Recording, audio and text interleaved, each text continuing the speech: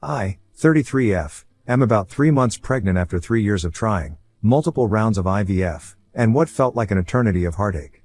We told my parents a month ago in private because they've been super supportive throughout this whole roller coaster. There was no big reveal, no social media post, just quiet joy between us. Besides, I didn't want to tell too many people outside of mine and my husband's parents because I wanted to be further along in my pregnancy before committing to a huge announcement. Fast forward to last weekend, my sister, let's call her Emily, 29F, had her engagement party. Emily's always been, a lot.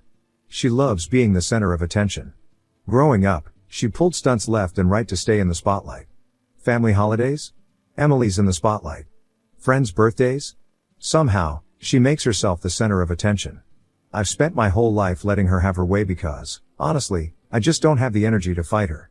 Honestly, I expected some minor drama at the party, but I had no intention of making it about me. My plan was to stay in the background, support Emily, and leave early since the exhaustion has been hitting me hard lately. I even wore something loose to avoid questions. I wasn't going to breathe a word about the pregnancy to anyone. Everything was going fine until my mom pulled me aside during the party.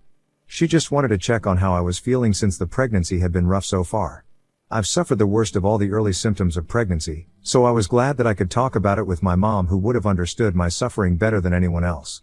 We stepped away from the guests to chat in a quiet corner, but unfortunately, Emily overheard us. And that's when things went completely off the rails. Emily went from 0 to 100 in the blink of an eye. She barged into the conversation, fuming, and accused me of trying to steal her thunder. I was so confused. I tried explaining that I wasn't announcing anything. I told her I had told Mom and Dad weeks ago, and we were just having a private conversation. But Emily wasn't having any of it. She said I was being selfish and that I couldn't stand to let her have one day to herself. She made a huge scene right there, and people started noticing. I was mortified. I kept telling her I didn't mean for any of this to happen, but it was like she wasn't even listening. She was convinced I had come to her party just to ruin her moment. And because Emily can never just let things go, she kept pushing. She said I always had to make things about me, that I was jealous of her, and that this was my typical behavior. At that point, I was so overwhelmed I wanted to leave. But I didn't have to because Emily stormed off. I only stayed at the party because my mom convinced me to be there to support my sister. I also figured that if I gave Emily some time to cool down, I could approach her again and properly explain what had happened. Once again, I didn't have to do that. Emily suddenly approached me with a weird grin on her face. She said she wanted to show me something in the basement. It was something about a keepsake from our childhood that she thought I'd appreciate. Honestly, I didn't think much of it at the time. I figured that this was maybe her way of smoothing things over. I followed her downstairs, but as soon as I stepped into the basement, she slammed the door shut and locked it. I froze. I heard her laughing through the door. She said that it was payback for trying to make her engagement party about me. At first, I thought she was joking, so I knocked and told her to open the door. But she didn't. She just kept giggling and walked away, leaving me trapped down there. At that moment, panic hit me hard. It was cold and dark, and I wasn't feeling great to begin with. The stress and nausea kicked in full force. I started to pace back and forth because my mind was racing with other ways I could possibly leave the basement. I noticed that there was a window that I could potentially get out of. I needed a little boost to get my entire body out, so I placed a box that I found in the basement under the window, so I could climb onto it. Unfortunately, in my state of panic, I didn't realize how much I was shaking and how dizzy I was feeling. My foot slipped while I was halfway up on the box, and I fell, landing hard on my side and stomach. The pain that shot through me was terrifying. I lay there for a moment, gasping, trying to assess if the baby was okay. My heart was racing like crazy. I started crying because I was terrified and so frustrated with my situation. My mind wouldn't stop racing with thoughts about the worst possible scenarios, like, what if this fall caused a miscarriage? What if something happened to my baby because of Emily's stupid joke? I tried pulling myself together and slowly managed to sit myself in a comfortable position while still on the floor. I don't know how long I was down there, but it felt like forever. No one came looking for me for what was probably at least an hour. I sat on the cold floor, hugged my knees, and tried my best to not spiral into a full-blown panic attack. Eventually, I heard footsteps and my husband's voice calling my name from the other side of the door. He was frantic, and when I banged weakly on the door, he unlocked it and practically yanked me out of there. He took one look at me and said we needed to leave immediately. I was in so much pain and so scared that I didn't argue. We rushed to the ER, and I spent the whole car ride trying not to cry or freak out. All I could think was if this was it. What if I lost the baby because my sister couldn't handle someone else getting attention for 5 minutes?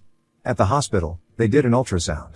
I was holding my breath the entire time and I barely kept everything together then too.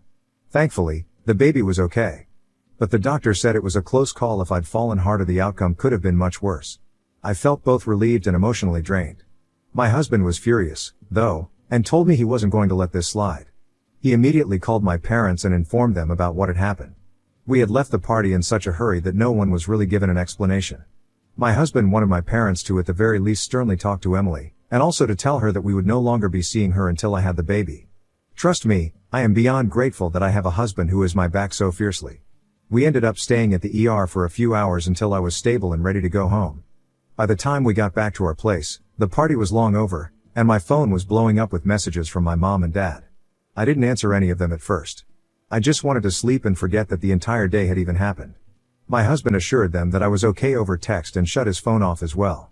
The next morning, my parents called again, and that's when I found out what had happened after we left. Apparently, after we rushed off to the ER, my parents were very confused about what had happened. They tried to get Emily to tell them what had happened because apparently, my husband had caused a small scene when he started asking Emily about where I was. When my husband called my parents while I was at the hospital and told them what happened, they were furious. They immediately confronted Emily about locking me in the basement in front of everyone present at that party. My mom tried to downplay it by calling it a harmless prank that went too far, but my dad wasn't having it. He was furious that Emily would do something so reckless, especially after knowing everything that I had gone through to get pregnant. He told Emily that enough was enough, and right then and there, he made a huge announcement. My parents were pulling all the funding for Emily's wedding and honeymoon. My parents had always told my sister and me that they would love to be a part of all of our big moments in life and that one of their ways of being a part of those moments was through contributing financially towards it. My parents helped me fund my wedding and they intended to do the same for Emily. Unfortunately, Emily never thought that my parents would ever take back their promise. Emily lost it. She started crying in front of everyone. She kept repeating that I had ruined her life. She called me evil and accused me of doing all of this on purpose. My parents told me they had never seen her act that unhinged before, but I wasn't surprised. Emily always reacted badly when things didn't go her way. She begged my parents to reconsider, but my dad stood his ground. Since then, I've been flooded with texts and calls from Emily and my mom. My mom keeps asking me to talk to my dad and convince him to change his mind, but I told her I'm done. Emily crossed a line, and I'm not going to sweep it under the rug just to keep the peace. Emily, of course, has been blowing up my phone with every insult under the sun. She's blaming me for everything. She's saying that if I had just stayed quiet, none of this would have happened. She insists I've destroyed her life and that her fiancé is starting to doubt if he even wants to marry her. Part of me feels guilty, but the other part knows this isn't my fault. Still, I do feel bad, and even though my dad and my husband have both assured me that I'm not in the wrong, I can't help but think that I must be at some fault. So, Ida for ruining my sister's engagement and also ruining her wedding and honeymoon? Update 1. I didn't expect my post to blow up the way it did. First of all, thank you so much for all the support and comments on my original post. I've been reading through them, and it's been a huge help to know I'm not crazy for feeling the way I do. A lot of people asked if my parents ever favored me or if Emily and I had a history of bad blood, so let me clear that up before I update you guys on what has happened since I last posted here. To be honest, I wouldn't say my parents played favorites. My parents were actually pretty fair growing up. They tried their best to treat us equally. Emily only got a little more attention because she was the baby of the family, but I guess that little extra attention turned her into the kind of person who craves attention and makes everything about herself. She was the kid who threw tantrums if someone else got the spotlight, regardless of the event. And instead of setting boundaries with her, my parents mostly gave in just to keep the peace. So while I wouldn't call it favoritism, Emily definitely got away with a lot more than I ever did. I've spent most of my life trying to keep things smooth between us. I learned to just let her have her way because it was easier than fighting. Besides, I'm the older sister, and I always felt like it was my job to be the mature one and not rock the boat. But no matter how hard I tried, Emily would find a way to push me to my limit. Every family event turned into a balancing act where I tried my best to avoid stepping on her toes so she wouldn't explode. I guess that's part of why she feels so entitled now. Now, on to the update everyone's been waiting for. After my parents canceled funding for Emily's wedding, she completely lost it. The next day, she sent me this long text accusing me of ruining her life and stealing her moment. She didn't apologize for locking me in the basement, by the way. Instead, She doubled down, saying it was just a joke that I took too seriously. When I didn't respond, she went full attack mode. Emily started telling everyone in the family that I faked the whole pregnancy scare for attention. After my husband rushed me to the ER that day, word got out pretty quickly among the rest of our family that I was pregnant, which is another outcome I absolutely did not want. Other than fielding my sister's crazy texts and calls, I've also had to deal with the rest of my family reaching out to me. Initially, it was to congratulate me and ask me how I was doing. Then it slowly became bizarre. A lot of them started asking me how I could fake my pregnancy just to bring my sister down. I had no idea what was going on. Turned out, Emily began spreading this lie that I planned to get hurt just to ruin her engagement party. She literally went around telling everyone in our family that I was some evil mastermind who tried to sabotage her life. I've had several relatives reach out because they were confused and wondering if the pregnancy was even real, which was beyond hurtful.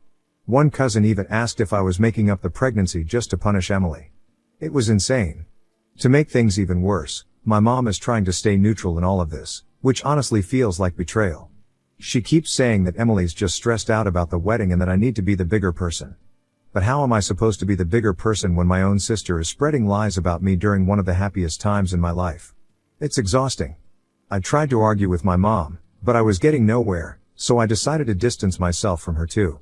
About 2 weeks after Emily's engagement party, she showed up at my house. She was banging on my door and demanding that I fix this because I ruined everything. My husband told me not to open the door, but I stupidly thought maybe she was coming to apologize. Spoiler alert, she wasn't. The second I let her in, she started screaming at me about how I'd ruined her life and how everything was falling apart because of me. She even said her fiancé's parents were reconsidering the whole wedding because they think she's immature, and she blames me for that too. When I tried to explain that none of this was my fault and that she was the one who locked me in a basement, she completely snapped. Emily stormed into my living room, saw the ultrasound photo I had framed on the coffee table, and broke the frame before ripping the ultrasounds to shreds. I was frozen. I couldn't believe she would do something so cruel, especially after everything that had happened. My husband was livid and told her to leave, but before she stormed out, she shouted that she hoped I lost the baby so she could have her life back. I've never seen that kind of rage in her before, and it terrified me. After she left, I just broke down. I couldn't stop crying for hours. It felt like everything had hit me all at once, being locked in the basement, almost losing the baby, and then realizing my sister had no limits to her cruelty. I kept replaying her words in my head, and I couldn't understand how someone could wish that on their own family. My husband wants to go no contact with her immediately, and honestly, I don't know if I can argue with him. I know I should cut her off, but part of me still feels guilty, like I'm somehow to blame for all of this. My mom keeps telling me that Emily is just in a bad place and that I should try to forgive her, but how do you forgive someone for wishing harm on your child? To make things even more complicated, Emily's fiancé reached out to me privately. He apologized for Emily's behavior at the party and said he's been really struggling with her crazy behavior. He mentioned that he's not sure if he can go through with the wedding anymore because he's starting to see a side of her he didn't know existed. I didn't know what to say to him. It's heartbreaking because I never wanted to be involved in their relationship drama, but now it feels like I'm stuck in the middle. At this point, I'm not sure what to do. Part of me wants to forgive Emily for the sake of my mother, but another part of me is terrified that she'll just keep doing more damage. I don't know if she's capable of changing. I don't want to spend my pregnancy constantly looking over my shoulder and wondering what she'll do next. For now, I'm focusing on my health and my baby. My husband has been incredibly supportive, and we're just trying to keep the stress as low as possible. But I can't shake the feeling that things with Emily are far from over. Knowing her, she's not going to go down without causing more drama. I'll keep you all posted if anything else happens.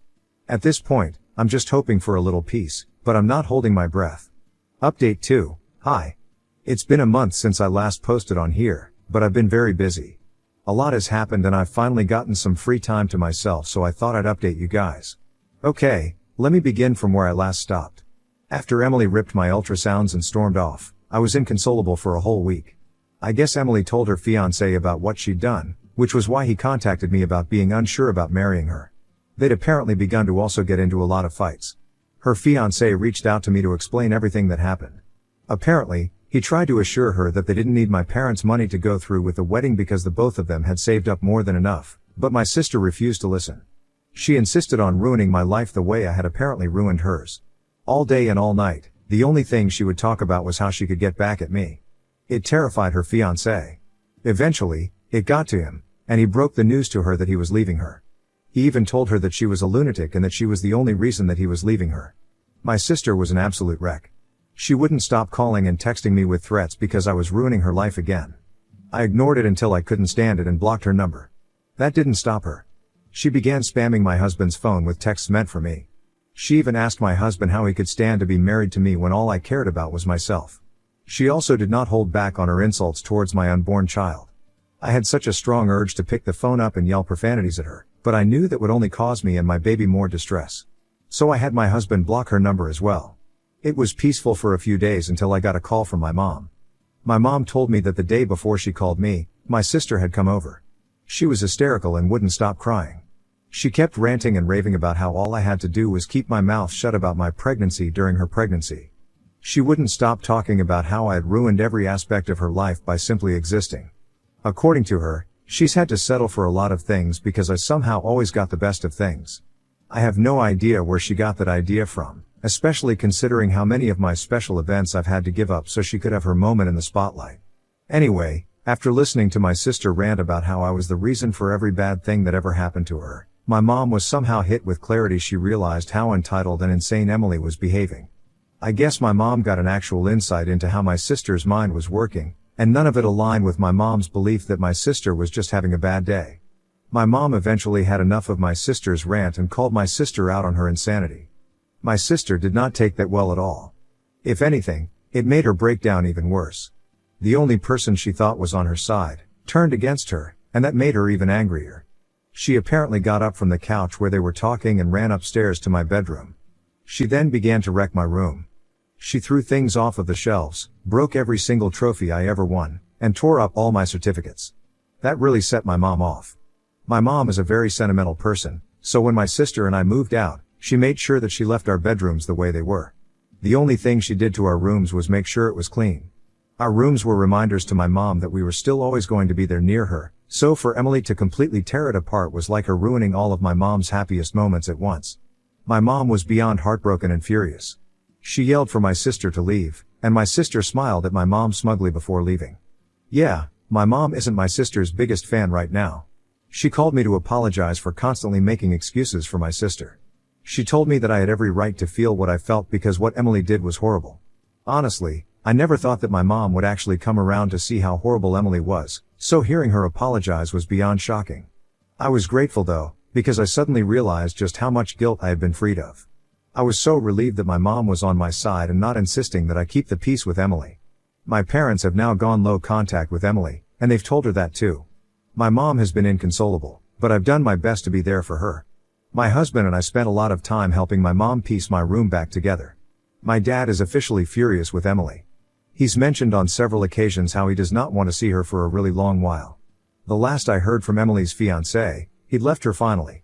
He lost a lot of money because he had to break the lease on their apartment, but he's happier right now. I don't know where Emily is, and honestly, I couldn't care less about where she is or what she's doing. I just want her far away from me, at least until I've given birth. But, that's it for now. I don't think anything more dramatic could happen now, but I guess only time will tell. If I do come back to make another update, I hope it's only after I've given birth. Until then, thank you to everyone who has read my posts and has showered me with well wishes. Update 3. Hey everyone, I'm back with what I hope will be the final update. Things have been wild, but I'm happy to report that I've officially given birth to a beautiful, healthy baby boy. He's the light of our lives, and honestly, having him here has put so much into perspective. But of course, Emily just couldn't let me have this moment without causing one last bit of chaos. For the first few weeks after I gave birth, things were surprisingly quiet. Emily stayed away, and I thought maybe, just maybe, she was finally going to leave me alone. My husband and I were adjusting to life with a newborn, and it felt like we could actually breathe for the first time in months. My parents had been wonderful. They made sure to check in on us regularly, and my mom even brought over meals to help out. It was peaceful, and I felt so relieved, especially because my parents made sure to not mention Emily and the distress she caused us. But then one time when my parents were visiting, my mom mentioned in passing that Emily had been asking a lot about the baby. Apparently, Emily wanted to know when she could come to see my son. My mom was cautious because she knew how unstable Emily had been, but she still felt guilty about Emily being left out. My dad, on the other hand, was completely against the idea of her coming near us.